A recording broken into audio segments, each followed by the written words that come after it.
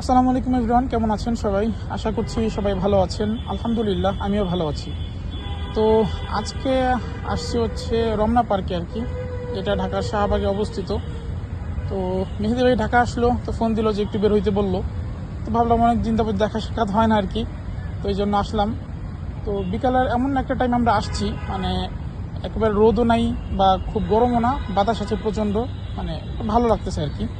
যারা ঢাকায় থাকেন, মানে ঢাকায় তো আসলে গাছপালা বা গ্রামীণ পরিবেশটা পাওয়া যায় না। এরকম কিছু কিছু পার্ক আছে ঢাকায়, বিশেষ করে রমনা পার্কটা আর কি। এখানে হচ্ছে আপনি সব কিছুর একটা ফ্লেভার পাবেন, এখানে একটা নদীর মতো ফ্লেভার পাবেন।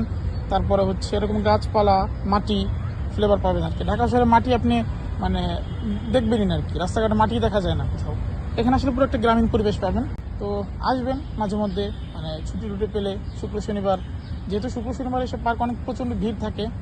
এবং সব জায়গায়, যে কোনো জায়গায় ভালো খারাপ মিলে আর কি একটা পরিবেশ থাকে আর কি। এখানে যে সব কিছু ভালো বা যারা আসে মানুষজন তারাও যে সবাই ভালো, বিষয়টা এরকম না, একটা ভালো খারাপ মানে বোধ আর কি থাকে এখানে।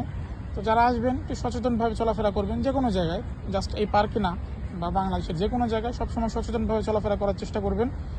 আর এই তো, সবাই ভালো থাকবেন।